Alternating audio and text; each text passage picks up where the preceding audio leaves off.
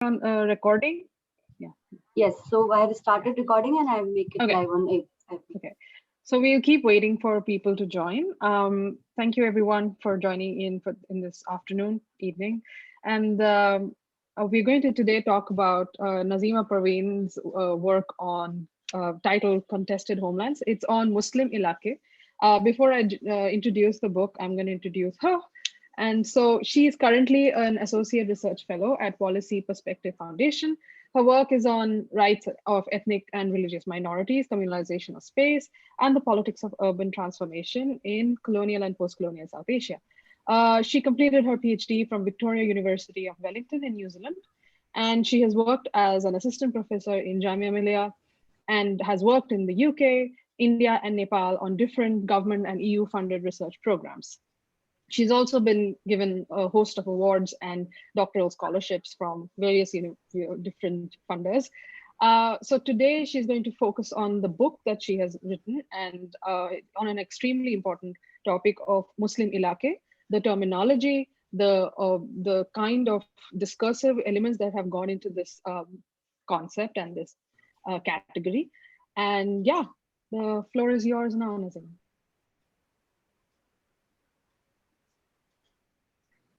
Hello, Nazima? Welcome. I think we've lost her. She was just a second.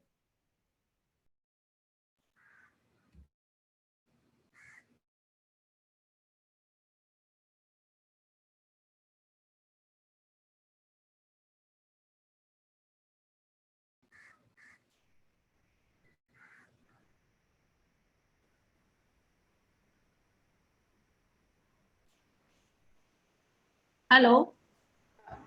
Yeah, hi. Yeah, go ahead. Yeah, go ahead. Yeah, we can start. Hi, can you hear me now? Yeah, Yes, yeah, we can. Yes. Okay. Okay, thank you very much, Parajita. And so I would like to, and thank you very much for all the, the efforts that you have done for organizing this event.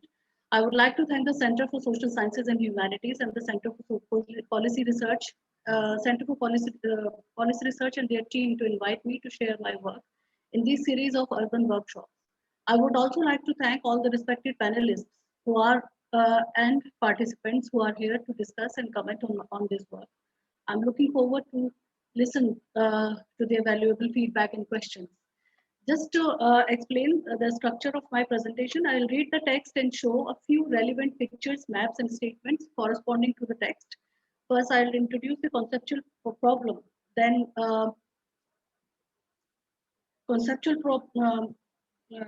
sorry, just a second. Then I'll introduce thematic outline of each chapter to unpack my arguments. Initially, I thought that I would focus on the most contemporary chapter of the book that deals with the period of national emergency, 1957 to 1977, for this workshop. But it would be an injustice to the historical processes, the continuities and discontinuities, which actually defines Muslim space in India in recent times. My intellectual journey as an ethnographer in different cultural political settings, from being a field investigator to an Asia Fellow, and having worked with the diverse ethnic and religious communities, made me curious about questions related to identity of a minority community and its relationship with the space. This identity space configuration is often defined through a term called ghetto, with some derogatory explanatory categories. These ghettos are usually placed in a binary opposition to a highly vague, undefined, and uncritically accepted notion of the mainstream. A wave of critical literature A wave of critical literature in Muslim areas, or what is often called Muslim ghettos in India, especially after the publication of the Sachar Committee report in 2007, tries to examine the internal makeup, quote unquote, and kernel makeup of these pockets to understand the factors of segregation, self-exclusion, and above all, Muslim marginalization. But the demarcation of space on religious lines or the meanings of Muslim isolation and exclusion, which in my opinion are very much embedded in the way the politics of partition and its engagement with Muslim identity are understood in post-colonial India, are either completely ignored or taken merely as a pointer in these studies to conclude the Muslim search for security argument. In this sense, the concept of Muslim locality and explanatory terms like segregation, separatism, and self-exclusion are somehow taken as a given phenomena in these narratives. Some of these works, in my opinion, typified the very term called Muslim area by focusing on the internal factors responsible for it being Muslim and a ghetto. Such rather sympathetic constructions of space community relationships as re-establish a number of presumptions about Muslim areas as being a historical entity. I found this kind of museumization of a living community, and for that matter, its culture and its association with a living space problematic. Now, however, to explore this question to identity was not an easy task for me. This work is a reflection of my constant ideological and emotional tussle as a researcher and a Muslim. I confess that I actually never wished to work on Muslim issues, since I felt that I would be trapped into the established stereotype notion of Muslim political identity and would be tagged as a Muslim worker, Muslim scholar working on Muslim issues. But this critical and equally valuable scholarship compelled me to question the demarcation of space on communal lines and its transformation into an ever-contested category. The book has made modest attempt to revisit these complexities by investigating community-space relations. It examines the process of identification, demarcation, organization, and reorganization of the space on the lines of religious demographics in colonial and post-colonial Delhi. It has raised two fundamental questions. How did the relationship between community and space come to be defined on religious lines? And in what ways Muslim-dominated areas perceived as contested zones? Thus, problematizing the conceptualization of Muslim ilaqah as a given, objective, homogeneous, and permanent category. This interdisciplinary exercise has endeavored to unfold the layers of discursively constituted community-space relation by focusing on certain specific periods and themes. Now, this is a map showing the area, the Delhi in the 19th century, which I have focused. So this is a larger area which shows the Shahjahanabad. Here, this is the area of called Old Delhi now, Shahjahanabad, and its surroundings. So this is another area which shows the closer picture of the aerial view of the Shahjahanabad, the old city, which is now called. So I'll move on chapter 1 now. Chapter 1 of the book, which covers the period 1803 to 1940, offers a narrative of the gradual transformation of caste and class-based social shared community space into communally demarcated pockets. The chapter traces British administrative policies of classification, categorization, enumeration, and mapping of space and communities. These policies were initially employed for the management of conflicts emerging from the sacrificial slaughter of cow on Bakr Eid Day and the celebration of other religious festivals. The chapter identifies 4 important movements which demarcated and fixed the character of residential neighborhoods on communal lines. So this is a slide which shows that I will be talking about 4 movements. The period 1815 to 1857 was the first movement when the contemporary rule began, when the company rule began to define India and Muslim religious practices permissible legally within the legitimate boundaries of residential quarters as well as public space. The 1849 Punjab rules, which were employed in Delhi in the 1850s and were improvised subsequently from time to time, officially demarcated boundaries where customary practices could be performed in an inoffensive manner. These norms defined slaughter of cow and other animals as an offensive act and placed it in a binary opposition to religious sensibilities of non-Muslim communities. So as you can see that these are the 1849 rules, and these rules actually provided a framework for municipal bylaws to evolve after the municipalization, which took place in 1860s. So in the 1872, 1906 and 1913, there were certain bylaws which actually defined Muslim areas in terms of not defined Muslim areas, but demarcated the boundaries between the of areas according to the population who were living in those particular areas. The 1857 event is the second movement that led to the reorganization of city space on communal lines for the first time. The British authorities employed a few measures to selectively punish the rebels when they identified whom they identified as treacherous Muslims and to prevent any possible future threats. It was done through selective clearance and rehabilitation of areas inhabited by Muslim population, desegregation of Muslim religious places of worship like the mosque, Eidgah, and madrasas. And finally, confiscation of or properties owned specifically by Muslims to those who were considered loyalists. So this is a kind of British policy discourse which is shown here. Now, this was the first time when the city was actually reorganized on communal lines on the basis of the communal identity or the religious identity. So this is how religious identity and its connection with the space was introduced through the colonial politics, colonial administrative policies. Now, the third important movement that the chapter discusses is the municipalization and policing of the city, which started in 1863 onwards. The municipal committee was made responsible for the improvement in the city and management of conflicts over religious acts in a more organized way. The committee created delimited zones and demarcated public routes for animal sacrifice, transportation of meat from abattoirs to private houses, and public processions during all major festivals.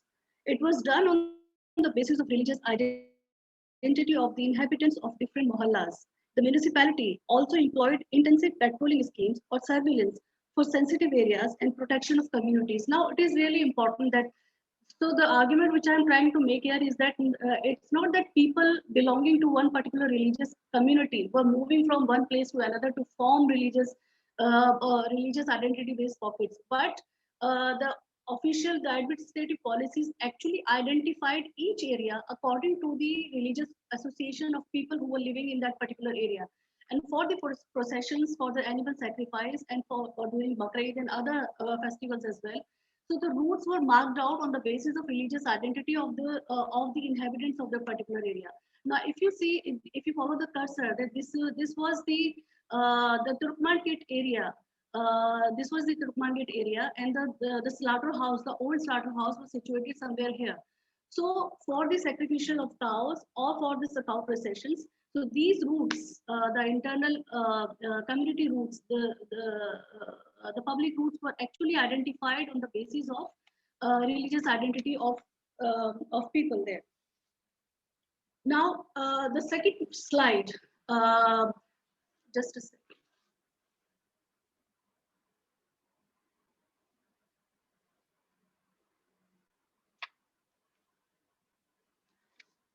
This is a slide which shows the demarcated Muslim and Hindu homelands, Muslim and Hindu areas, arrangements during the Bakrid celebration under criminal procedure codes and communal rights. As I said, that policing was also an important aspect of municipalization. So the areas, as you can see, this is the official vocabulary which evolved during this period. So, like for example, Pahari Dheeraj was identified as Hindu Ilaka.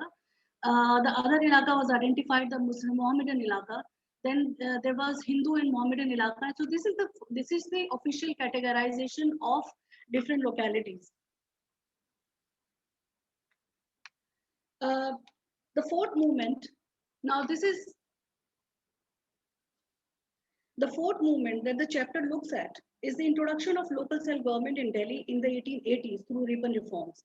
The limited franchisee demarcated residential wards as Hindu-Muslim electoral constituencies, which were simultaneously identified as majority and minority areas in official and political terms.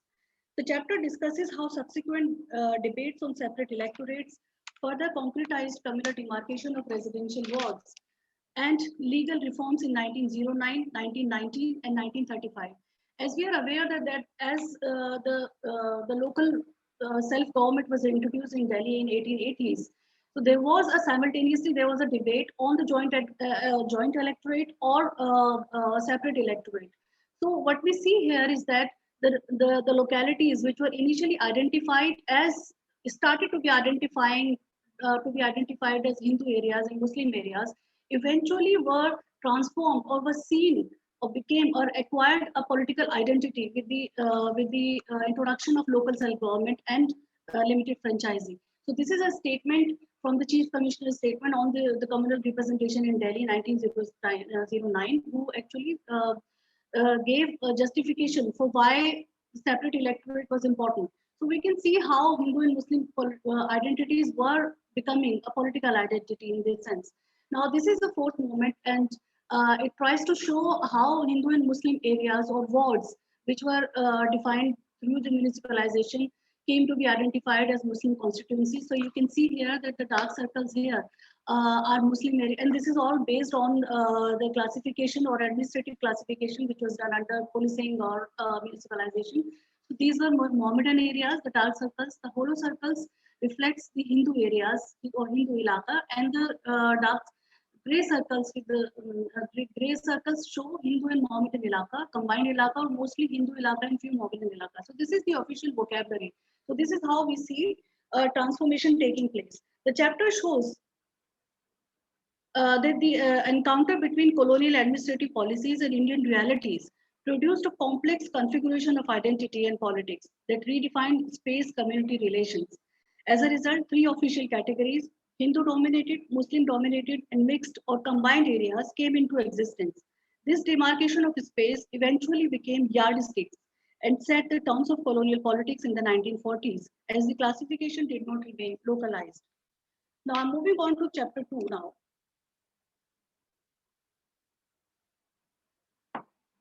Chapter 2 invokes the ideas of homeland as a political metaphor, as a usual vantage point to enter into the wider discourse around the conceptualization of space to discuss the larger implications of administrative political demarcation of residential space. I find that discourse of homeland emerged from this long process, which produced contested and competing imaginations of the geopolitical entity called British India. The chapter discusses three parallel ideas of India. Nehru and Congress's imagination of a territorially unified, united, and culturally inclusive India. Second is the Jinnah and Muslim League's definition of a Muslim India called Pakistan. And the third is the Savarkar-led Hindu Mahasabha's assertion for a non-divisible Hindu Rashtra. The protagonists of these conflicting notions of homeland make a clear distinction between what is and what should be to make a case for an ideal nation. They envisaged a homeland as an unfinished project, something that had to be achieved.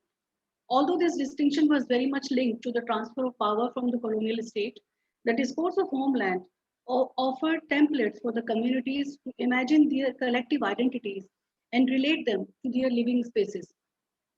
These ideas of homeland concretize the colonial demarcation of Hindu, Muslim, and mixed areas. The chapter explores the ideological premise of these imaginations of homeland and articulation of such ideas in the schematic imagination of the nation through idioms, symbols, dress codes, and a powerful political vocabulary. As you can see that there were two parallel ideas of India, the composite idea of India and exclusionary idea of India. As you can see that these were the question that what is the India in terms of space, who has the right over the space, how to deal with differences, and what is the these ideas were actually defining Indian territory, the geopolitical entity called British India, in different terms according to their own ideological premises. Now, as I said that we were talking about symbols, that how these imaginations of homeland were visualized by using different symbols. So this is an advertisement which was published in Dawn newspaper, and it actually started publishing. The Dawn newspaper started in 1942, and we can see that these kind of advertisements started publishing with as the newspaper came into existence.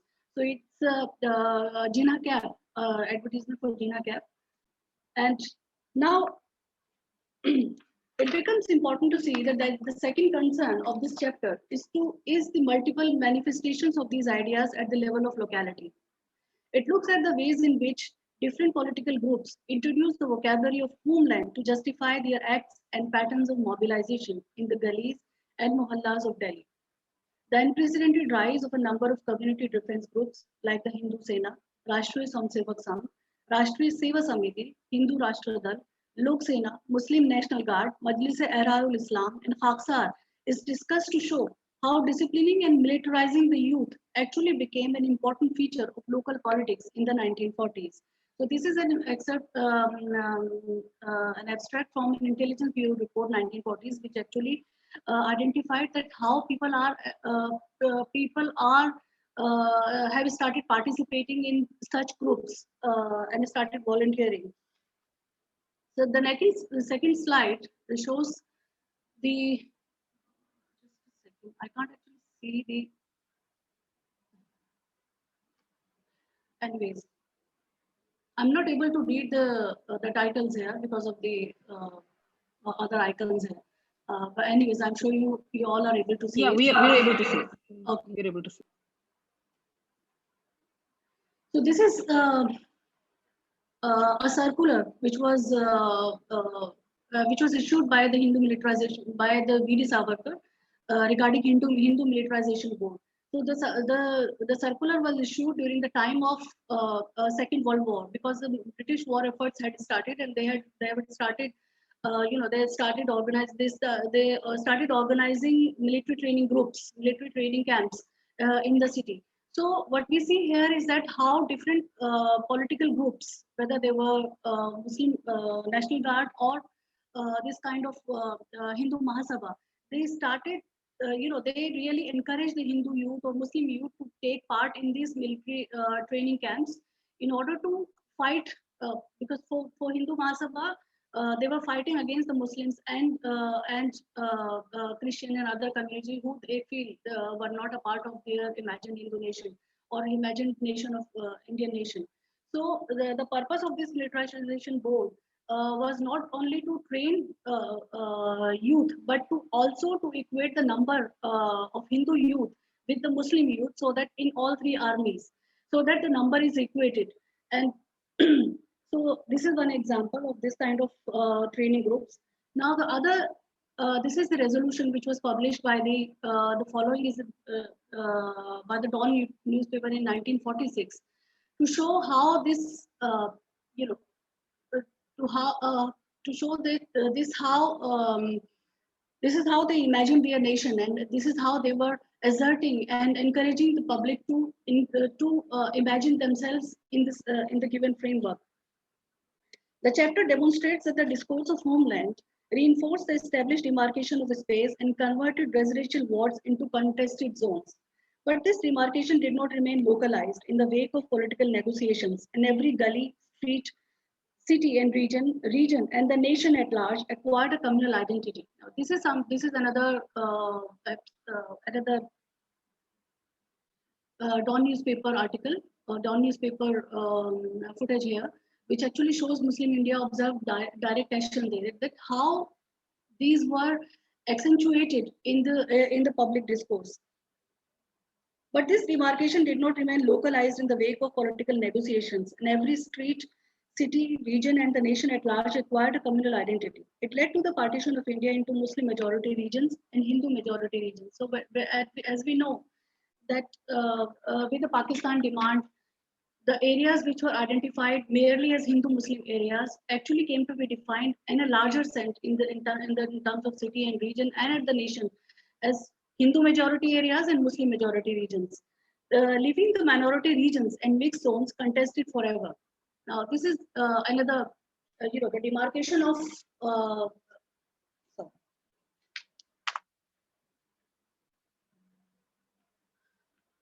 this. This is an imagination of local, so it shows from local to level.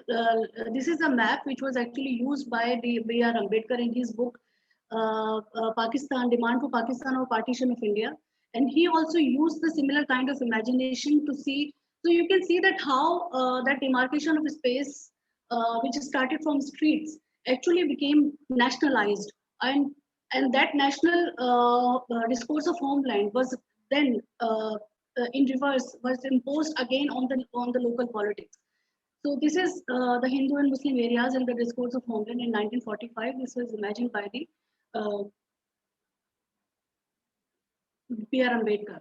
Now, in continuation with that, homeland and the political future, which the CID Daily Report also exemplifies, that following the exciting speeches made by the Muslim League leaders at the Muslim League Legislation Conversation held in Delhi, communal bitterness has been greatly aggravated by both Hindus and Muslims, who are believed to be collecting lathis, swords, hatches, etc. for offense and defense should the cabinet mission fail to solve the Indian political situation. Now, one thing which I would like to mention here is that when I talk about Hindu and Muslim, so I'm talking about the Hindu and Muslim political groups and volunteer groups, which were actually becoming more and more aggressive as the partition of India became a reality gradually. And this is another, So what was the cabinet mission actually planning for? What did the cabinet mission offered? So what we can see that cabinet mission also offered for the creation of a constituent assembly that should be split into three sections: the Hindu majority provinces, the Muslim majority provinces, and section C, including Bengal and Assam. So what we see here, what I'm trying to say here is that how the demarcation of space, which was initially based on caste and craft associations of people, transformed from the acquired communal identity, and that communal identity acquired a national political overtone. So what we see then, the partition of India was actually conducted on the same lines.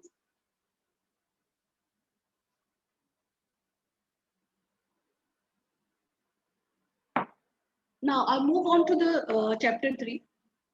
Chapter 3 looks at the reformulation of the discourse of homeland in the aftermath of partition. It maps out the ways in which Nehru's ideas of India was translated into a nation-building project for a secular Republic of India in the 1950s, with an overwhelming adherence to territorial unity. This proposal for a strong and united India also reshaped the imagination of Hindu Rashtra into an assertion for Akhand Bharat. The Hindu Mahasabha, RSS, and the newly established Bharatiya Janasangh came out with a revised version of Hindu Rashtra, the Indianization of religious minorities, especially Muslims. Interestingly, the idea of Pakistan also continued to survive as an antagonistic and adversarial other in Indian politics, re-establishing the Indian Muslim identity as well as residential quarters as contested entities. These contradictory yet parallel ideas of homeland reinforced religion as the prime marker of identity at every level of society, politics, and administration, evoking intense debates around citizenship, rights, and belongingness in the immediate aftermath of partition. Most importantly, this religion-based contest of identity and space led to forced internal movement of the Muslim population from mixed areas of Old Delhi to Muslim-dominated areas for the first time. These areas were defined as protected Muslim zones and Muslim refugee camps in the official vocabulary in that moment of partition violence.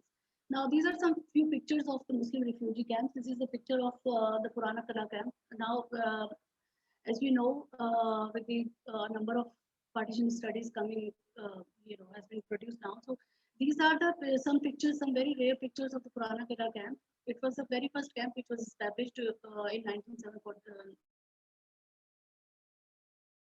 Was actually established for the transportation of the safe transportation of bureaucrats, Muslim bureaucrats who showed their interest in working for Pakistan government. So there were around 12,000 employees who were transported.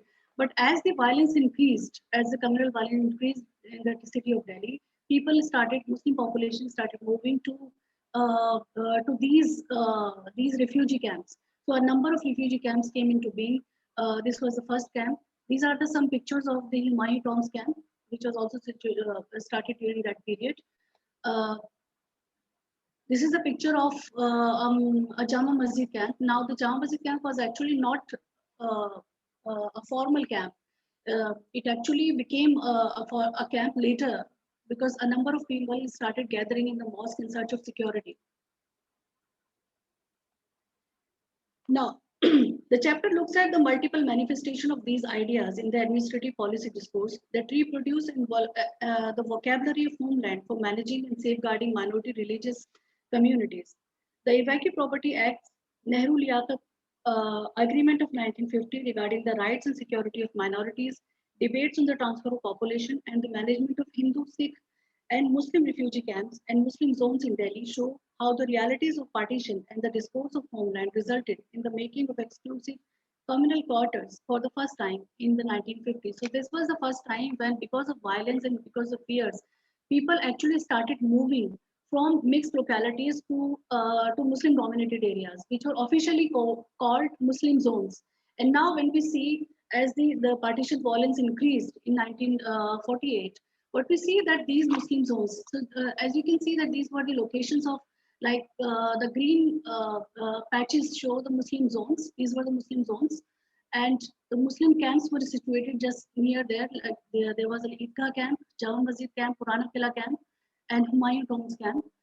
And interestingly, these very locations also became locations of communal rights in the wake of partition violence.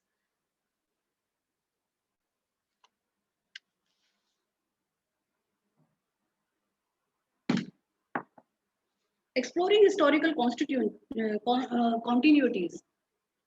This chapter also discusses the reformed politics of cow and controversies around the production, sale, and consumption of meat of big animals like buffalo and cow, which is called Bade Ka Gosht in local parlance in political post-colonial India.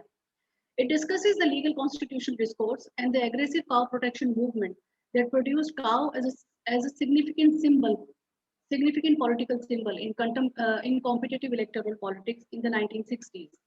The chapter demonstrates that the trajectory of meat value chain, religion, caste, and class dynamics, and uh, and uh, dynamics and shows how municipal bylaws define meat, specifically Bade Ka Gosht, as an important marker of Muslim ilaqe and re-establish them as culturally demarcated sites. Now, let me move on to um, so these are some very important pamphlets which I collected from the archives, and it shows that how cow politics, how cow symbol of cow actually emerged as an important political symbol in the post-colonial India, especially after the 1967 cow protection movement. So this is a pamphlet which was used by the RSS and Jan Sangh in local municipal elections in 1961, and it shows it very clearly. It shows that how Congress, because Congress had a very different politics. I have one of my articles is actually published which was published in SIP, shows the different multiple dynamics of cow politics. So it shows that how cow politics became an important marker later later for the demarcation of Muslim ilaqe. Now, this is another poster which was used by the Congress after the 1967 election in 1968. So the Congress actually changed its electoral symbol to cow and calf, and this was the vote for calf and cow. Forget all others now was the important political the slogan that the Congress used after the 1967, because cow had emerged as a national political symbol in that sense. So, and the other, this is a very important, abstract from the regularization of meat in Muslim areas, that how Muslim areas were, as I said, that Bade Ka Gosht or the meat became a prime marker of Muslim identity in Muslim space. So it says that such hawking or sale of meat or such hawking shall be confined to localities mainly inhabited by Muslims. These bylaws shall not apply to the sale of fish. Now, this is an important aspect. There are two important aspects. One is that gradually what we see during the colonial period and from the colonial period to post-colonial period, that there was a continuity in terms of the imposition of these bylaws. So what we see during the colonial period, that meat shops were actually removed from the Hindu-dominated areas and were shifted either to the Muslim areas or outside the city.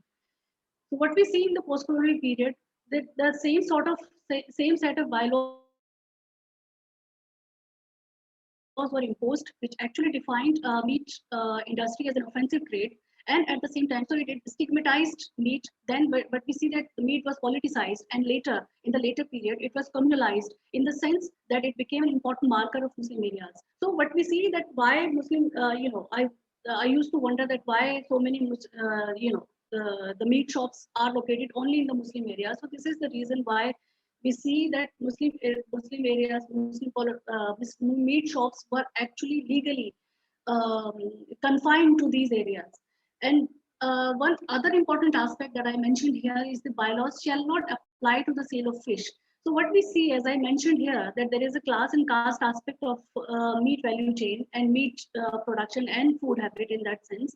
So slowly what we see by the 1960s or late 1970s, as the sale of fish was outside of these bylaws. So it means that you can sell fish in any area, and in any area. So what we see that this category of meat, um, the mutton and chicken also, combine this category of meat.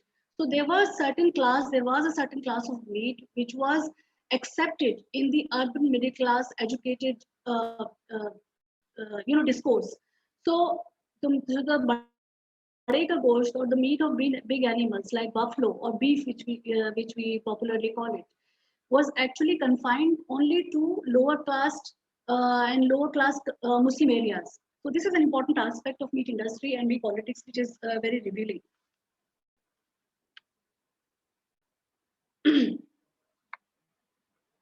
The chapter demonstrates that the trajectory of meat value chain, religion, caste, and class dynamics, and shows how Muslim bylaws define meat, especially bade ka gosht, as an important marker of Muslim ilaqe and re-establish them as culturally demarcated sites. The politics over Eidgah slaughterhouse, meat shops, and the locality of Qasabpura reveals that the contest over meat practice emphatically placed commercial activity and food habit in a binary opposition to the selective Brahmanical vegetarian, urban educated middle class sensitivities and a highly vague and an undefined Indian culture of ahimsa in popular parlance. The chapter argues that the partition of India transformed religious identity of space into concrete social and political categories. The changing dynamics of national politics and the overwhelming agenda of mainstreaming the minorities gave new meanings to the language of rights, protest, and development. It produced an intrinsically linked discourse of inclusion and exclusion. The Muslim zones or Muslim ilaqe, which were placed bizarrely in a wider secular urban space, Indian space, emerged as a powerful urban category in this period. The subsequent communal violence transformed these pockets into communally sensitive areas. The parallel discourse of Hindu Rashtra continued to refer to them as symbols of Pakistan and seized territories established within the sacred Hindu land to keep the contest over Indian space alive. Simultaneously, the cow politics helped political class to consolidate both ideologies, the secular India and the Hindu notion of India, while demarking Muslim localities with more visible symbols that define marginalization as backwardness and unsanitary living patterns. I'll move on to chapter 4. Chapter 4 scrutinizes Operation Urbanization of the 1970s that focused on the reorganization of city space and communities through clearance, redevelopment, resettlement, and population control. It has also discussed the debates on internal security that redefined the Muslim areas in a different way. The overwhelming concern of the state for cleanliness, population control, and beautification evolved into a set of policies to reclaim urban land. In this schema, the Muslim concentrated pockets were seen as failures of the expected secularization program and were perceived as closed and segregated pockets. At the same time, these areas also became the source of concern for national security in the backdrop of two wars with Pakistan in 1961 and 1971. The complex configuration of local politics of the late 1960s and early 1970s and a highly exhaustive urban, quote-unquote, secular and neutral policy discourse transformed Muslim pockets of Old Delhi, the Jama Masjid area and the Turkman Gate area into sites of internal threat and mini Pakistans in the official vocabulary. These mini Pakistans had to be reorganized through clearance and population control.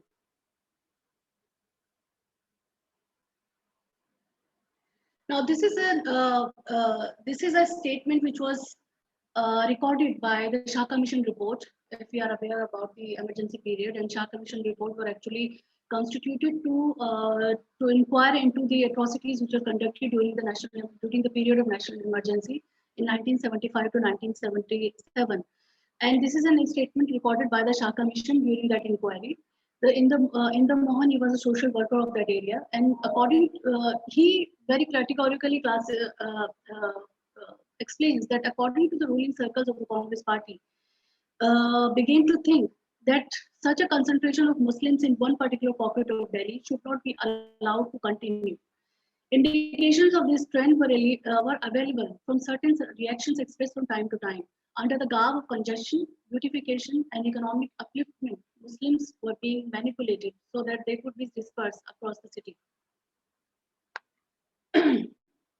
This objectification of Muslim space is seen in relation to the broader urban policy framework, Master Plan of Delhi 1962, Delhi Development Authority redevelopment schemes, Indira Gandhi government's 20-point national regeneration program, and Sanjay Gandhi's 5-point program, which included urban development and population control. The chapter explored the debates on regularization of colonies inhabited by the Hindu and Sikh victims of partition violence, which were also clubbed as unauthorized, and the selective clearance and rehabilitation of Muslim population evacuated from Old Delhi to map out the relationship between urban development and electoral politics in Delhi. So what we see that not only the Muslim areas, but so there was an electoral politics concentrating on not only on Muslim areas, but also the victims of partition violence, the pockets which were habited by them. So they were also characterized as unauthorized. So there was a politics between RSS, the Jan Sangh and the Congress. So the chapter has explored that too. The chapter demonstrates how internal security concerns were translated into actions, and the statutory metropolitan and municipal authorities zeroed in to end Muslim concentration through forced clearance of shops in the Jama Masjid area in February-March 1975, just before the emergency, and a residential locality at the Turkman Gate area between 17th to 19th April 1976, just before and during the national emergency. The forced clearance was followed by police firing and atrocities, killing and injuring a number of local residents. Now, these are some pictures of the demolition clearance of shops around Jama Masjid, February to March 1975. So there were some shops around the Jama Masjid area, and these shops were demolished without giving prior notice to the residents and to the shop owners of that particular area. So if you read, in my chapters, I have actually demonstrated the nature of local politics, which happened during that period in the year 1974. As a repercussion of that, what we can see here, these shops were demolished. This is another picture, the two other pictures of the Jama Masjid area. So we can see that police were employed here, curfew was imposed. Electricity and phone lines were cut down for a number of days, and people were not allowed to interact with the outside world during that period. So this is a statement by Sanjay Gandhi, which was reported in later conversations, and he stated that the removal of shopkeepers during the emergency had eradicated a potential nest of Pakistani supporters and restored the historical beauty of the mosque. So what we can see that how urbanization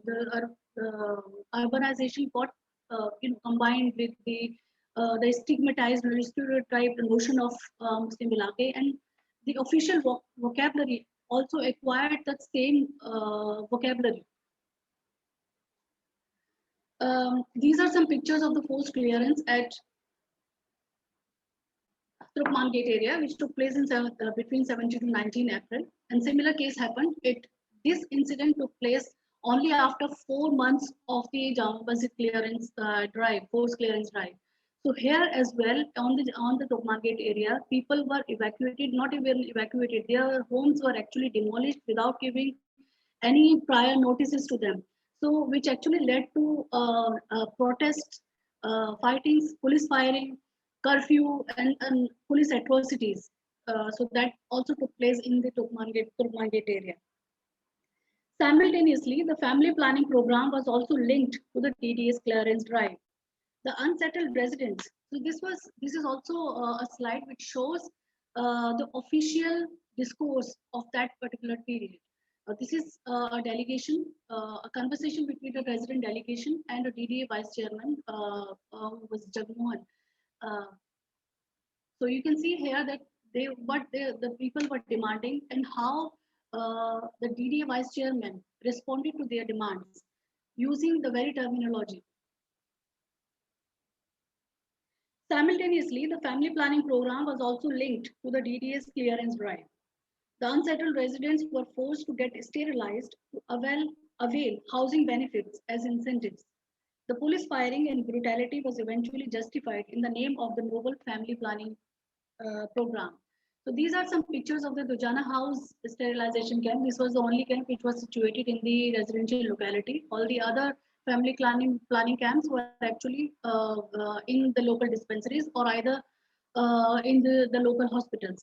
But this was the only camp which was situated in the residential locality of Old Delhi. Now, initially, as you can see, that people were willingly taking part in the family planning campaign.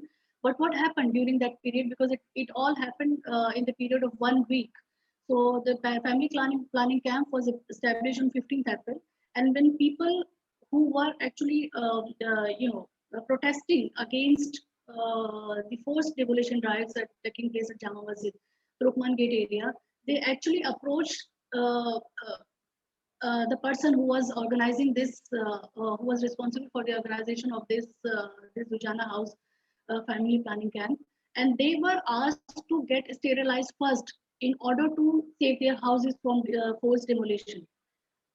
And later on, so this is also an invitation as advertisement which was published to encourage people to get sterilized, and it talks about intensives which were paid in cash to people who were willingly taking part in this sterilization campaign. But it becomes important to see how this intensive strategy was actually translated for the people living in that particular locality. So here you can see the official statement of DDA on compensation for rehabilitation. It was published in April 76 in the same month, during which the demolition drives were taking place. So it clearly says that you have been allotted a slum tenement shop plot on provisional basis. It has been decided to confirm the allotment only on getting sterilized within 4 days. The second statement, which was actually issued, this was a notice which was issued to a widow, and it also says it has been decided to confirm the allotment only on getting sterilized within 4 days, failing to which the allotment will be cancelled. So you can see that how demolition drive and family planning campaign actually amalgamated with each other, and you can see that how it was translated, shown, projected as a larger agenda of the state, and it was actually it was received by the local population in the similar way. Later,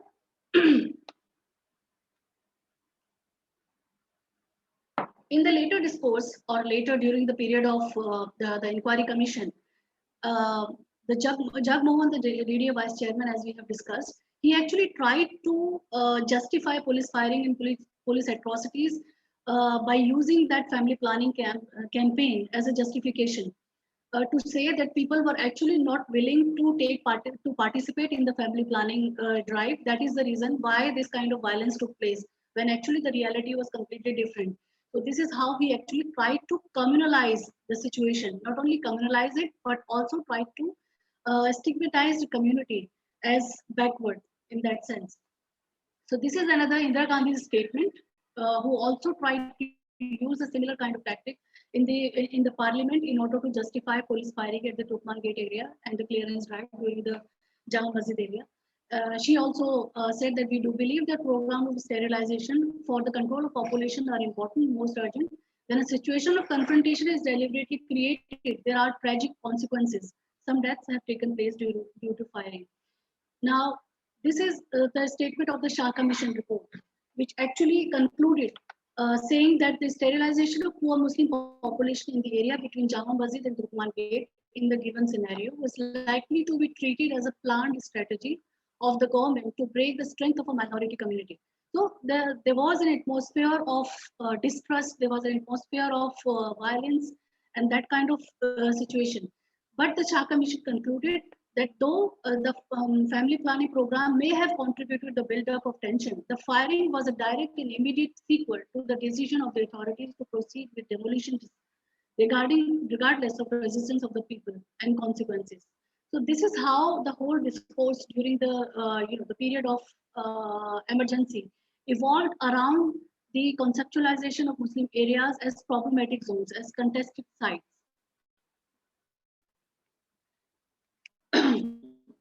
The chapter argues that the consensus The chapter argues that the concerns for national security after the Bangladesh war, and especially during the national emergency, amalgamated with the larger Indianization project and eventually led to a highly authoritarian notion of nationalism.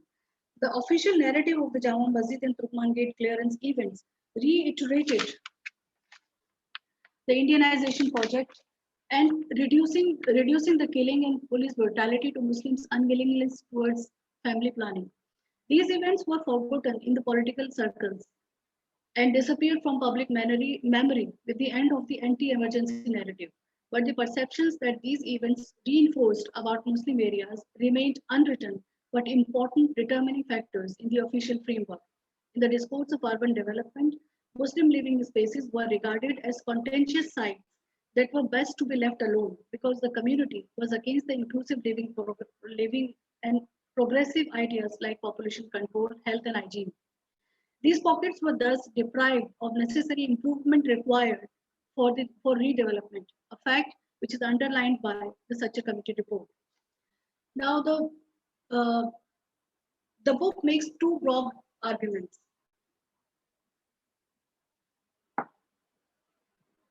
It argues that the notion of communal space in Delhi is a product of a long historical process. The discourse of homeland and the realities of partition demarcated space on religious lines and established Muslim-dominated areas as segregated, exclusive, and contested zones. These localities turned out to be those pockets where the dominant ideas of nation had to be engineered, materialized, and practiced in different political contexts. Consequently, these localities were looked at differently over the period. In the 1940s, as Muslim areas that were to be administered for the sake of communal peace. In the 1950s, as Muslim zones that needed to be protected to be secured. In the 1960s, as isolated, unhygienic cultural pockets that were to be cleaned and Indianized. And in the 1970s, as locations of internal threat, the mini Pakistans that were to be dismantled.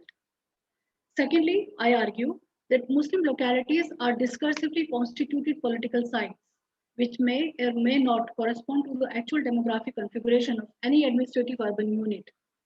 They continue to determine the various actual manifestations of the ideas of homeland. Hence, the term mini Pakistan would always be seen in relation to the equally persuasive claims of Hindu Rashtra and the demands posed by the state-centric discourse of secularism.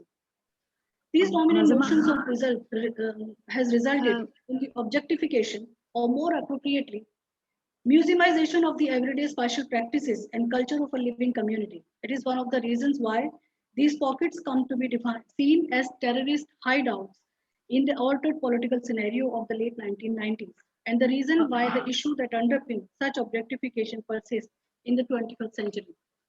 Thank you very much. Thank you, Nazma. I was just going to ask you to wrap up, but it was such a fascinating talk that I didn't want to stop you. I'm going to ask Dr. Savita Singh to come and ask her questions. Great, Najima. First, I must congratulate you for your book. Thank you very much. I think it is very historically and theoretically enriching book. It, in fact, taught me a few facts which I was not aware of. But the theoretical issues that you raise are perhaps far more important than the details of how this Muslim community got defined in terms of space or in terms of religion or in terms of differences that they had with other groups of people that were living. The interesting part is that the spaces of which you talk about, it's the notion of community, for example, which changed. The life that was there in pre-British India, the administrative units which were converted into spaces for people to inhabit, definitionally got not only splintered but also reorganized.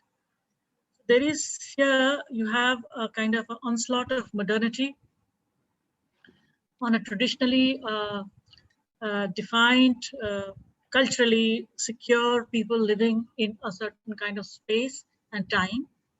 So this is one point, the onslaught of modernity. But what is very important about this book is that you actually take up the ironical situation of the Muslims living in Delhi.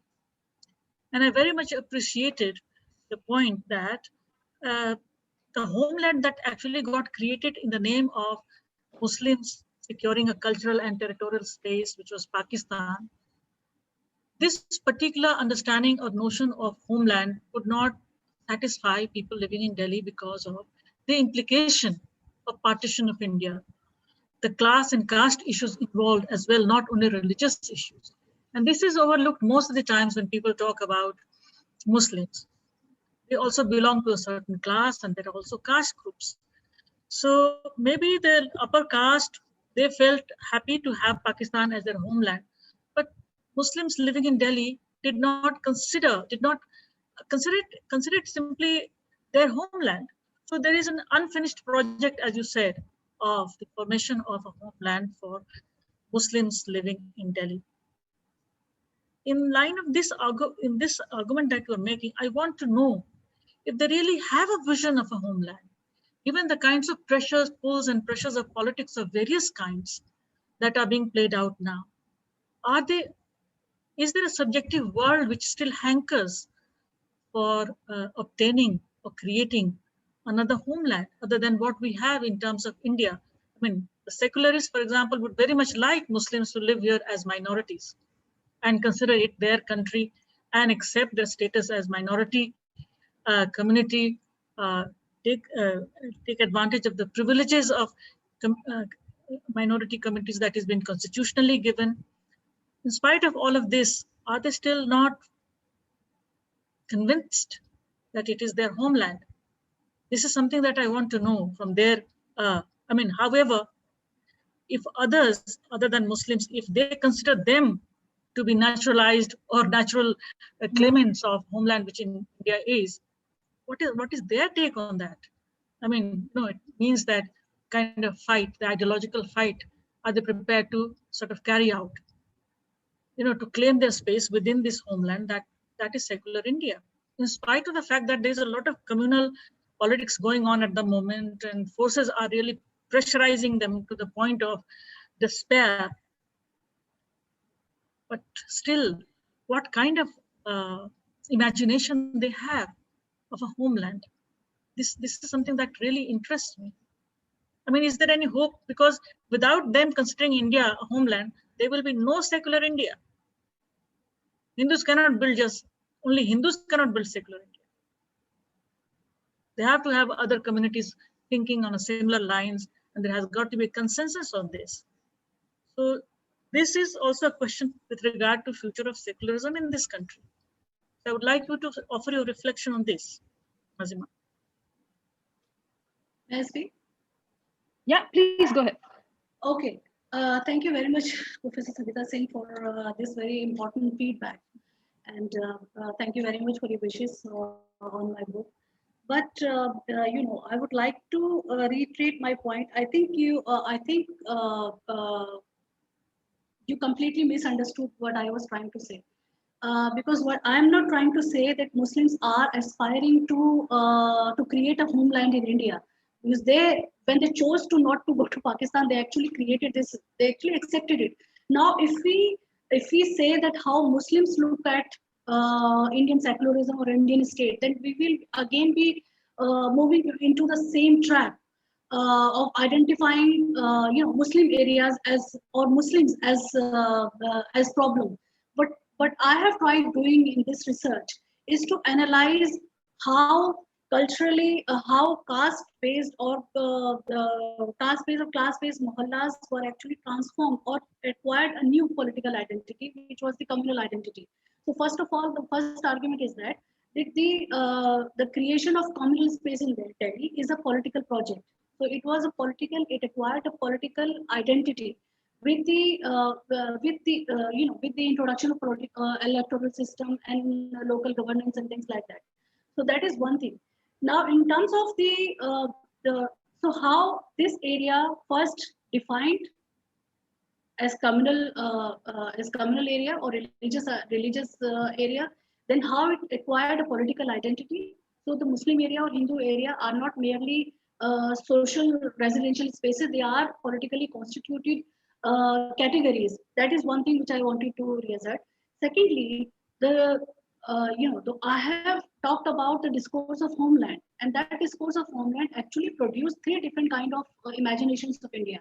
Those were the dominant imaginations of India, which are still actually defining our politics, the culture, the electoral politics, as well as our own understanding of our minorities, of the minorities. So what we see here, so my argument is that discourse of homeland actually did not die with the creation of Pakistan. It continued to survive. It continued to survive in a different form. So the India became a secular republic with the Nehruvian ideas of inclusive city and inclusive state. And with that, the similar kind of, that was articulated or appropriated by the Hindu Mahasabha and other communal forces to define India in terms of Akhand Bharat and Hindu Rashtra. So now, how to differentiate between mainstream, national mainstream, and the Indianization, the process of Indianization of minorities, that is something which is really important. Now, it's not about whether Muslims have taken India as a homeland or not. I think that was very much clear with the partition of India, that people who actually decided not to go. But how these political forces continue to define these localities as mini Pakistans. So they don't associate, that's a different question whether they associate themselves with the idea of Pakistan or not. But that how state organized, state ideologies, the communal ideologies, and state organized, the official discourse of state at the time of emergency, which was actually largely anti-poor, translated into the kind of, came up with the same kind of vocabulary to identify these areas as mini Pakistan, as problems of internal threat. So the problem is not, I think, with the community, but with the state-centric discourse, with the community, with the politics that is to be defined. Now, when I say, with the partition of India, what we see that there was a transformation of power from colonial to post-colonial Indian state. So what we see that Nehru, with his own agenda or his own vision of secular India, he tried to decolonize. He tried to decommunalize the category of religion by completely ignoring as an unwritten policy, by completely evaporating the religious identity from the constitutional discourse, the legal discourse. But the social reality, which was, this is the reason why I always say that not only the post-colonial state, but the partition, realities of partition actually changed the social realities, where religious identity had become a pride marker of, religious association had become a pride marker of identity. So in that case, with the Muslims of India, so it becomes really important for Nehru. It was a project to include Muslims, and that kind of project actually produced a discourse of inclusion and exclusion. Who is to be included and who is to be excluded, and why to be included and why to be excluded. So how do we look at that? That mainstreaming of Muslims, or not only Muslims, of other communities as well. So we don't see mainstreaming or the concept of mainstream as in any problematic idea. We have, we don't question mainstream. We don't question the concept of mainstream. We have uncritically accepted that mainstream idea that there is something which is called India in larger sense, and everything has to be defined or defined or marked in order to meet that mainstream. But what is that mainstream? We have never questioned that. We don't question it. We have uncritically accepted it. So the question is not how communities look at state, but how state is actually defining these localities, how communal politics is defining these localities. This is one of the reasons why I said that whenever we talk about or define Muslim area, the state defined Muslim area as mini Pakistan, it should never be seen or studied in isolation to the equally persuasive idea of Hindu Rashtra and the state-centric discourse of secularism. So I think Okay. if We have two more questions. Parajita, may I just ask a kind of added question? Just an extension. We actually have three more questions, but you are please feel free just to come related back to the one that she's been talking about. Okay, all right. Okay. Just Because then I will also lose, track of it. So, Nazima, I Okay. was not questioning. You see, Uh-huh. there's a lot of Foucaultian kind of a discourse over here of governmentality, how governance through discourses of power we get defined, so on and so forth. The question that I was asking, by simply posing it in a very direct manner about any subjective notion of homeland that Muslims of Delhi have, for example, given the kinds of contradictions that they have suffered because of Muslim communal politics as well, right? It is not only Hindu communalism, it's also Islamic Yes. communal politics. Because of that, also, their position is defined in a very ironical manner. They are in position. They are in position where they can actually provide us a breakthrough, theoretical breakthrough. I hope. I hope. So what I was saying is, in terms of self-definition, let's change the panopticon view, all right, from the perspective of administrative governmentality and so on and so forth. Let's just change this position a bit and ask in terms of old ways of thinking, say, for example, notions of self-definition. I mean, I am someone who would not ever relinquish that our complete self is created by discourses or created by government. I think there is a bottom line. There is an ontological bottom line to which hides itself, which remains invisible to any forms of however authoritarian a government is. So at that level, where you have a very positive view of your culture, of your community, of your language, of your speech acts, because these are the networks, within which you are someone. That is where the self is. It's not where government is pushing you to accept a definition. I think I was sort of taking you there. I mean, what do you think the Muslims of Delhi face when they face this communal carnage? Recently, what happened, for example? There has got to be some perspective on these things. That is what I want to know. I'm going to ask you to wrap up No, your I comment. think, Very important, but yeah. yeah. I think what I wanted to say here, a lot of work has been done to understand Muslim mind in that sense. What is happening. Not mind. There has been No, sorry, I'm following your point. I'll have to wrap. Sorry, I'll have to, Nazima, one comment, and then because there are lots of interesting questions coming up. Okay, so Mohit Abrol has a question. I'm going to ask Mohit to speak and ask his question aloud. Mohit, I've allowed you to talk. Do you want to talk? Okay. Yes. Yeah. Yes. Thank you, Rachida. Okay, so it was a very nice presentation, Nazima, and I'm very happy that your book has come out.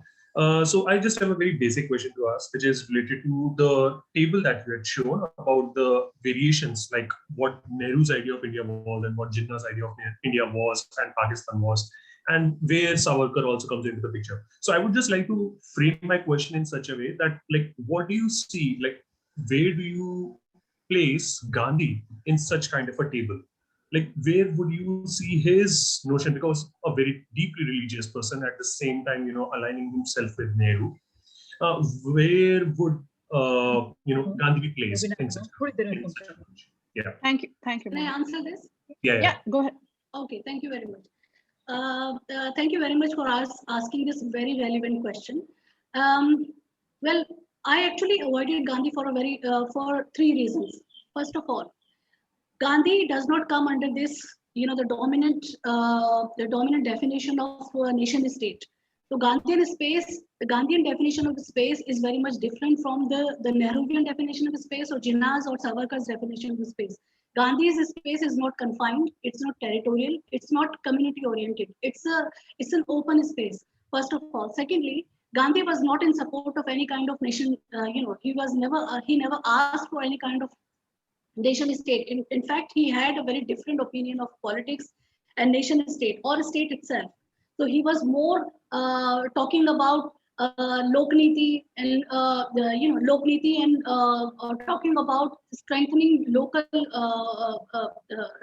structures of local infrastructures. He was completely against this kind of the nation state framework.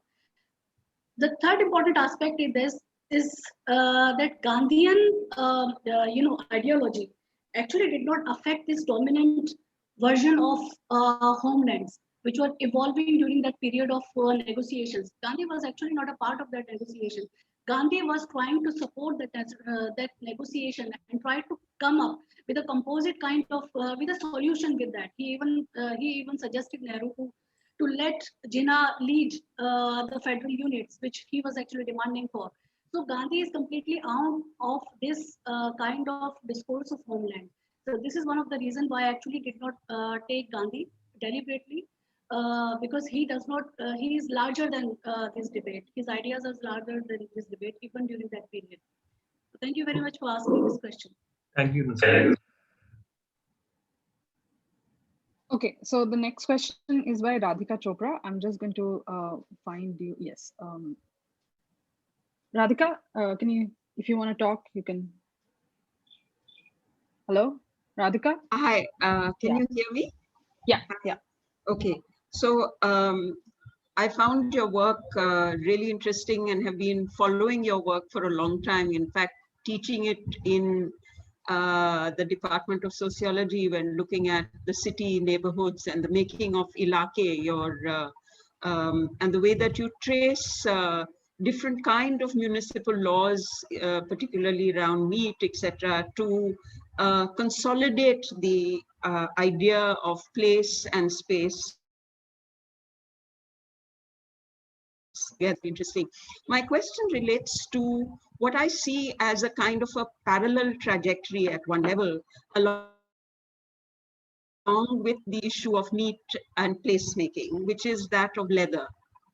Because it seems to me that the issue of leather and Ilake, of neighborhoods and what you call offensive work, offensive industries or offensive livelihoods, apply as much to leather, which is very closely linked with the production of meat.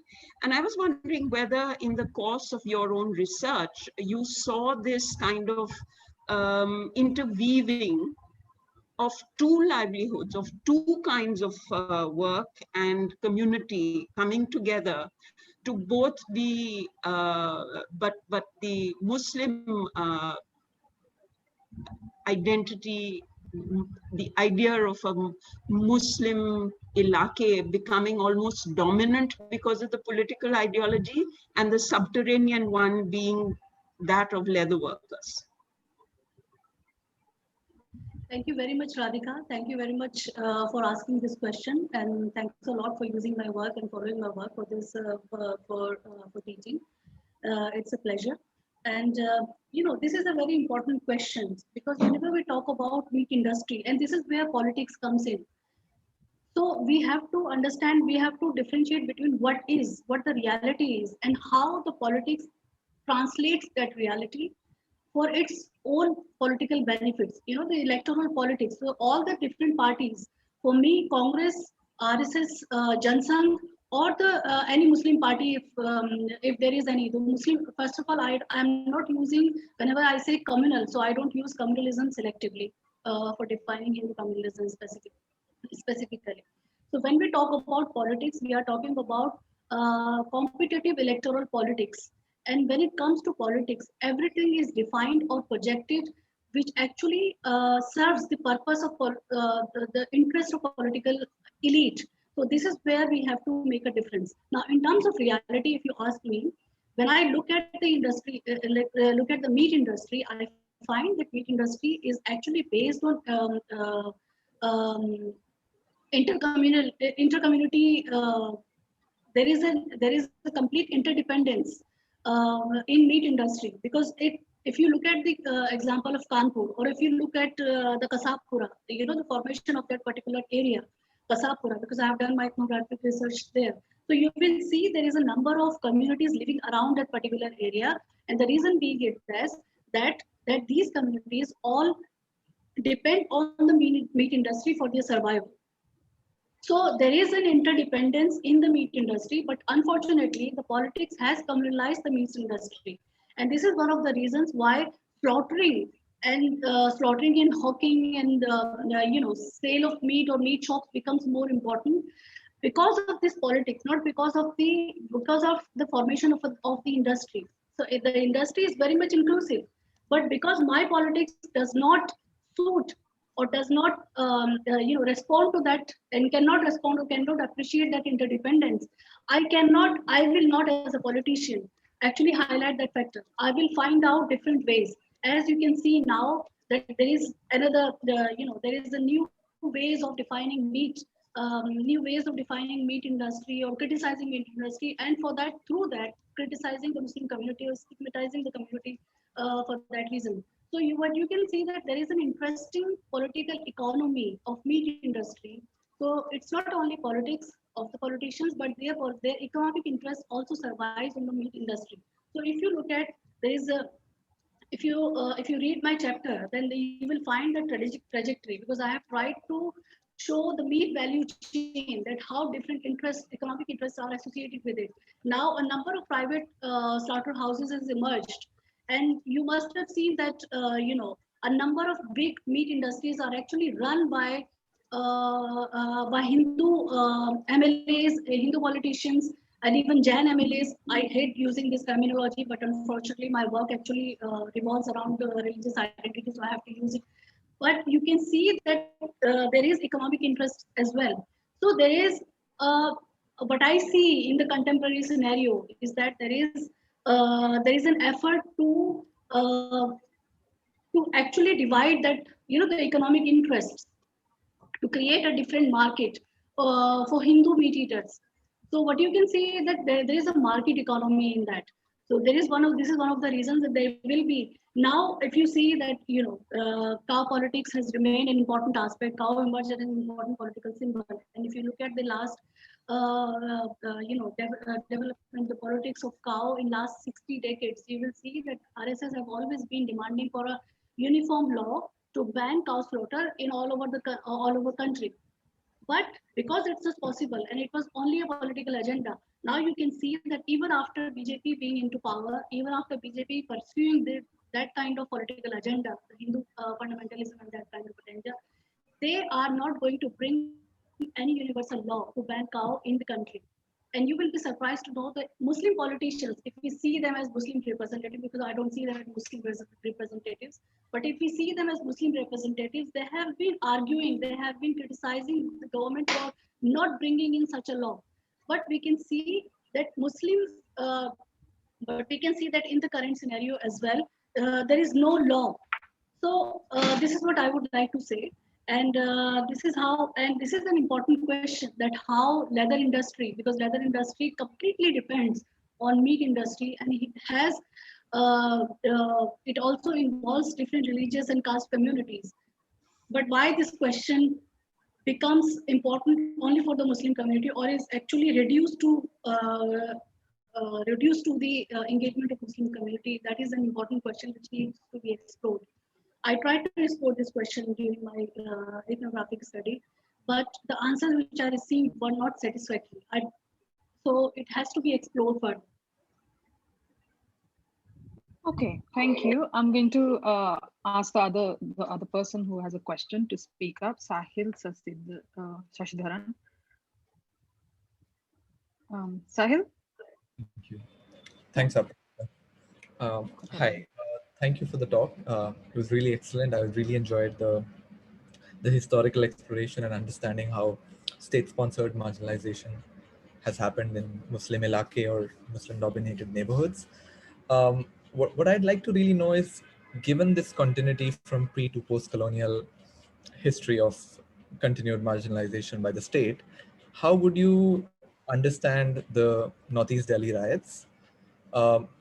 Whether those can be now categorized as ilaqe, or will they become ilaqe now after the riots? How do you understand the contemporary in this trajectory from the past?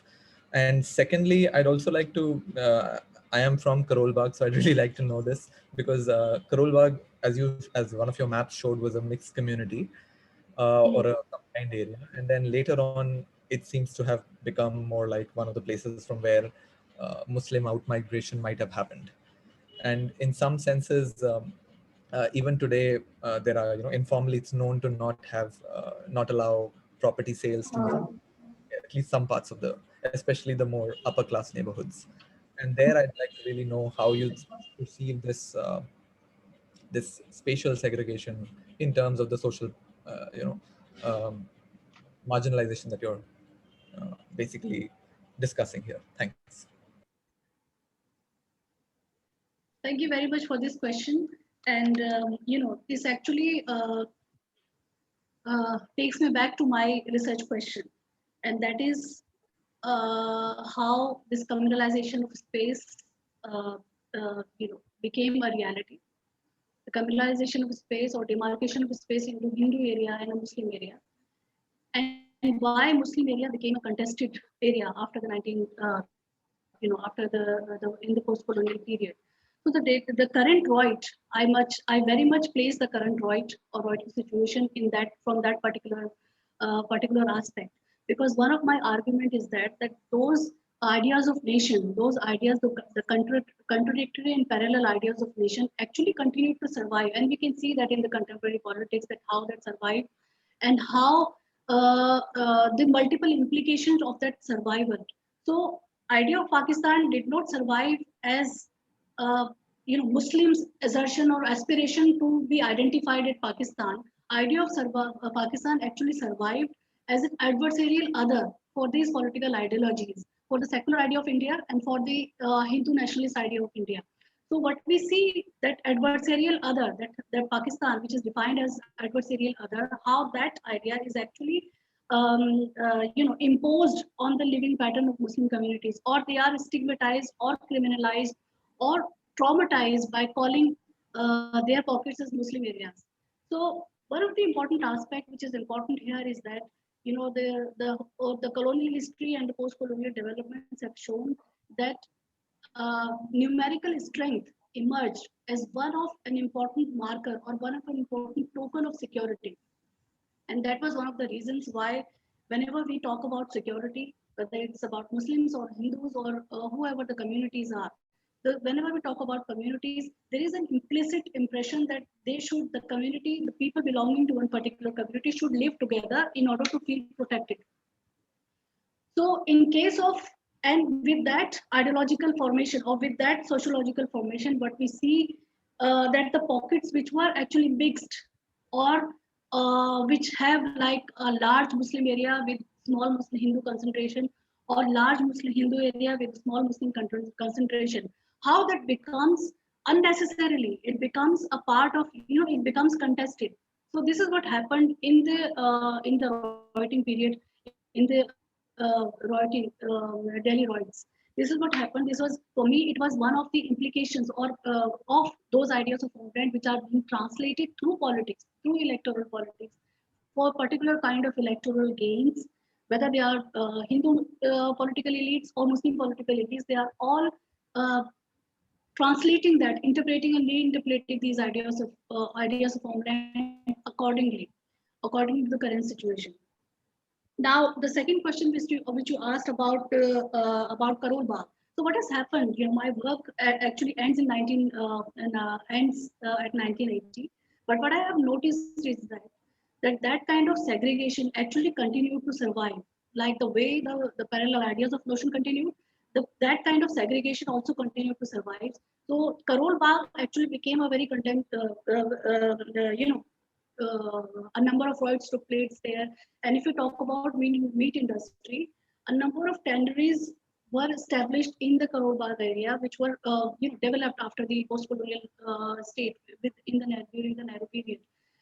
But that kind of segregation is taking place because after the 1980s, what we have seen is that there are two developments that took place. A number of formal residential quarters emerged in Delhi, like Taj Enclave, like a number of societies and apartments, which were very much divided on communal lines. So this were, whether you call it an unwritten policy or a natural development that took place after the emergency period, that a number of such commercial colonies emerged, which was highly segregated and highly communal in that sense, communal in terms of religious association of communities.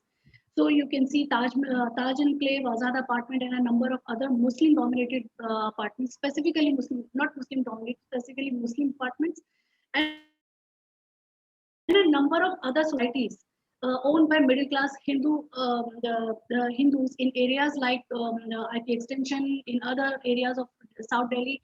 So the apartments of the societies that have emerged have this kind of character. Now the denial of space. So if you read my book, you will see that how the denial of space continuously emerged and concretized during the colonial period, and later in the post-colonial period. So that denial of space, both of the communities have found their ways to deny access to each other, access to Hindu communities in Muslim areas or Muslim communities into Hindu areas. So this is, in my opinion, this is the reason why these kind of pockets are there. This is the reason why these kind of pockets are stigmatized. So we need to question, I think, that we don't need to question Muslim areas for that, because there is a lot of work, there is a number of scholarly works available to define Muslim areas as why they are Muslim, why they are isolated, why they are excluded.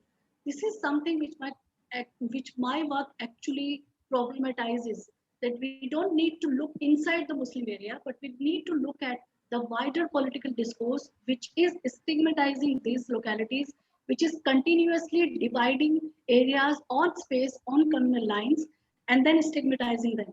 As I said earlier as well, that we see Muslim area from the perspective of a mainstream. Now that mainstream is highly undefined. We have never questioned it. We have critically accepted it. What is that mainstream? What is that mainstream that define that particular communities, whether it's Muslim or Dalits or any other marginalized communities, should live in this particular pattern, or is there an ideal kind of living pattern? So we need to look at that security aspect, that how that security aspect has been defined by the community. Why do they see it as, like, for example, you just mentioned about the Roids. Now after the Roids, a number of people are moving towards densely Muslim populated areas because they feel they will be secured there. And a number of people, the Hindu areas, are actually forcing Muslims to leave those areas. And it has been happening in the last 10 decades. We have seen a number of examples that how one particular kind of political ideology is imposed to reformulate these localities. This is what my answer is. I hope it's sufficient. Okay, thank you. Sahil, I'm going to, are you satisfied with the answer? I just said thank you, and okay. Definitely Thank you very from much. interest in marginalization, these are very important questions to continue pursuing. Thank you. You should read the book. Definitely. I mean, the details are really important. Yeah. Radhika Chopra has a follow-up question, so I'm going to ask her to ask the question. Okay. Yeah. I'm sorry to keep harking on meat and leather, but I just see that this kind of conjunction of these two things, these two material things, the meat on the one hand and leather on the other, and the production of them, the fact that they constantly have to be governed by rules, by regulations, by bylaws, and you've taken such a long historical period to show us what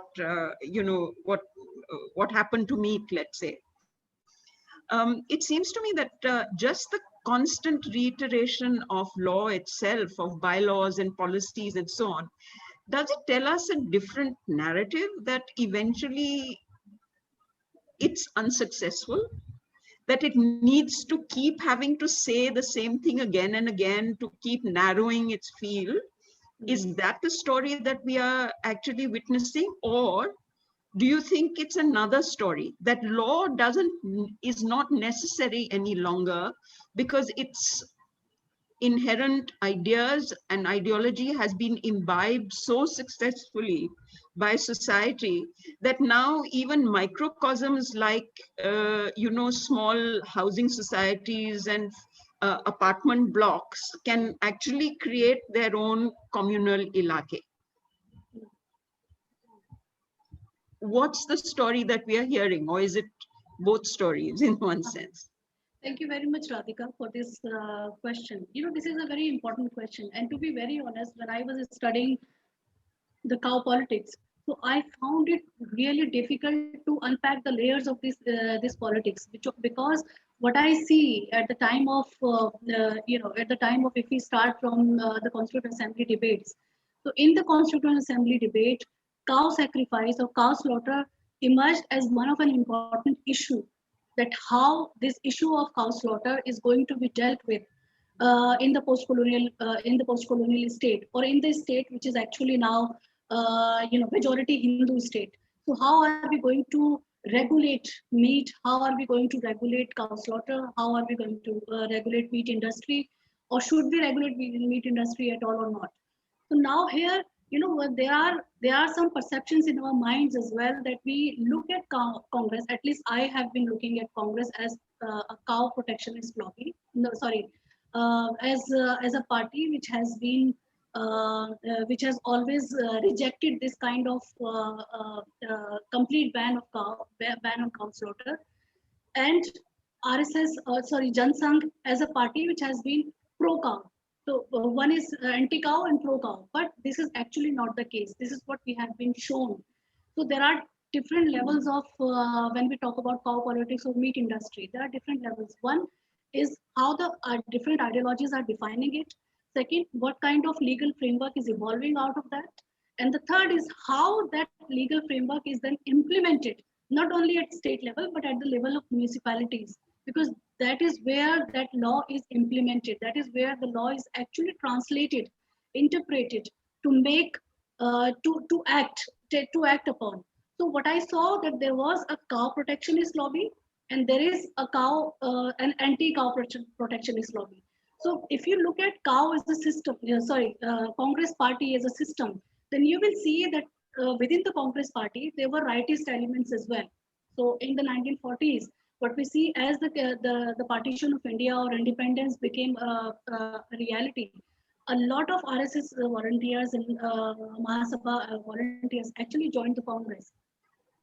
And since they joined the Congress, so the Congress actually managed the issue so beautifully that you cannot say that, it comes, even if the Congress says that it has to be, that there cannot be a national law, and it should be left to the states to decide whether they want to implement create such kind of laws or implement or not. Then it is very much defined in the secular democratic fabric of Congress. But if you see the Congress's politics of cow, you will see that they have very beautifully managed the cow politics. So at the national level, they maintained a secularist ideology. At the state levels, a number of laws which were really derogatory and really strict was actually implemented, were formed within the first decade of independence in Bihar, Madhya Pradesh, and UP. And then the third aspect is the municipalization, like at the municipal level, how these laws were translated. So you will see that there is a kind of communal politics that take place there. So the question that you are asking is, first of all, we need to really unpack this. It's a very complex thing. We need to unpack the reality of the need for cow or meat is completely different from the way we have been told the story or narrated the story of vegetarianism, of Indian dharma of ahimsa and things like that. So we need to this is something we need to, I think I hope I have sufficed your answer. But you can read one of my articles which is on the cow politics, and it also correlates with the meat politics and laws and bylaws, which is published in SIP. Thank you, Nazima. Thank you, Radhika, for the question. Do you have a cross question, or are you satisfied with the answer? Hello. Okay. Thank you. One of our panelists, Partha, has a question. Partha, do you want to unmute yourself? And thank you, Aparajita, and thank you, Nazima, for that talk. I was just looking at sort of three short issues, if you can sort of address them. One is relating to, have you looked at other cities, and to what extent do you think this is to some extent a Delhi phenomena and related to partition, exchange of populations and things of that sort? That's the first issue. The second sort of builds on sort of Sahil's thing, and I'm intrigued about the nature of the Ilaka and the manner in which it is transforming over time. You have been looking at it over time. So do you think the social, even if the religious composition is remaining the same, does the social composition of the Ilaka change? And how does that affect the arguments that you're making? And finally, the sort of, what shall I say, the failure of the emergency project of Jagmohan's project to, in some sense, break up mini Pakistan. In a sense, it was a powerful government with relatively untrammeled control over what it could do. And yet, in some sense, it did not succeed in dispersing the population in the way that it wanted to. Is that, do you think, is just a matter of time, that there's too little time, or is there something else that you think led to that kind of failure? Thank you. Thank you very much for these questions, sir. And I would like to attend to the last question first on the emergency period. We know that the emergency period was an extraordinary situation, and it was largely anti-poor. A number of people were evicted from their households and were resettled. I mean, in official terms, that was resettling, but they were actually dumped to different localities which had no infrastructure, which had no sanitary conditions or anything. So it was a largely anti-poor policy. What we see is that, then I go back to my argument on the discourse of homeland or the ideologies, dominant ideologies, that how this particular, even during this particular period, how these kind of urban policies, which are supposed to be neutral and secular policies, actually were translated or reinterpreted when it comes to defining Muslim areas or dispersing Muslims from a particular locality. So that is something where becomes important, and that is something which I tried to highlight. Now, why people did not disperse, that is important. That is an important question, because people actually did not. They wanted to live together for the very reason of security, and the state, directly or indirectly, ended up reiterating the same kind of, ended up imposing that kind of feeling of insecurity within that minority community, within the minority community. So what we see in that area as well, so people moved from that area to Welcome Colony or Silampur area, and some of the people who were actually the residents of the Turkman Gate locality, there were two localities. One was a transit camp, which was demolished with notification and with all the positive intentions, and people actually supported it. But in the later part, the Pakka houses or the old Muslim locality was destroyed without even giving the notifications. So these people actually reiterated that they would like to live in that area. So after the end of emergency, they were resettled. A multi-story apartment were created on the same side, and they were resettled in that particular area. So the question that remains here that you are asking is that why people actually did not go out. I think the answer lies in the way the forced demolition was conducted. And when I interviewed Jagmohan, and there is a description in my book as well of the interview which I conducted with Jagmohan, he actually said that, he said that the Muslim community is backward, and it is very much revealed during that period of emergency because they did not come out. That is the reason why they are still backward, they are still low profile or economically marginalized. But in comparison to people who moved out to these new locations, and these new locations are now grown up, they are now developed, and these people, they are millionaires and things like that. So that kind of reiteration, that kind of stereotyping again and again to reestablish that it's the problem with the community, not with the way the policies were implemented, not with the breaking of trust between the community and the state institutions. Unfortunately, the way state imposed those policies, the forced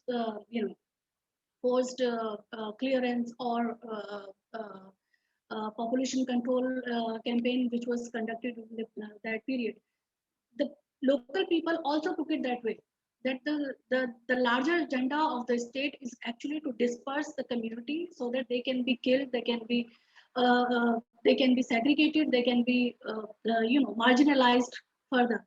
So there is a break of trust in that sense. I think that is my answer to that, and which actually leads to more communally or religiously defined areas in the later period. Now, in terms of the class and caste associations, I am completely against this homogenization of areas or communities. So I am, in my book as well, I have continuously tried to show the class and caste diversity of people living in a particular area. So I don't want to call them a Muslim area. This is a category which is there. And I'm trying to problematize this category, that we need to change these categories. We need to evolve new vocabulary to understand these areas. Like, say, for example, what happened after the emergency period, that a number of the Hindu and Sikh residents of that area actually started moving out to newly expanded areas of Delhi. So they moved out, though their commercial ventures stayed in Old Delhi. And the one of other reasons was that the Old Delhi area was declared a slum by the DGA. So the Hindu and Sikh, the families of partition victims who were there residing in those areas or traditionally living there, they moved out. On the contrary, a number of people, laborers, low caste, caste communities, karigars, biradaris, people migrating from UP, Bihar, and other areas, other adjoining areas of Delhi, they started moving into this particular locality because they found it as a safe area or as a safe location to be there. And one of the other reasons was that because of the marginalization of the community or because of the low services available in those areas, so these have remained a low profile and economically low cost areas. So one of the reasons why Muslim communities or Muslim laborers or karigars or biradari people associated coming from UP and Bihar and other regions move into this area is one of these reasons that it is a low cost area. So there were different kind of. So I'm completely not. I'm not ignoring this class caste configuration, and this is one of the reasons why I also took up the case of meat industry. I tried to show that how the biradaris are involved in that industry. The first question that you asked about other cities, I haven't studied other cities, but I'm very much sure that this is a framework which can be used to define other cities, specifically in North India, like UP, like Madhya Pradesh, or wherever the old cities are there, because this kind of transformation from a caste or class identified area to religiously identified area has taken place in every old city wherever the colonial which was the part of British India. So I hope that my study can provide a framework to study those cities as well. Okay, thank you. Partha, do you have a follow-up question or should I just move on? I'm going to move on. And okay, thank you so much. This was 136th workshop and it was really invigorating to hear you. And it was very comprehensive, and you answer all the questions so brilliantly. Thank you so much. Thank you everyone Thanks a for lot. joining, and I hope you all took something away from the talk. If nothing else, just about how to see Muslim ilakas and not see them as a general stereotype thing. All right, thank you so much.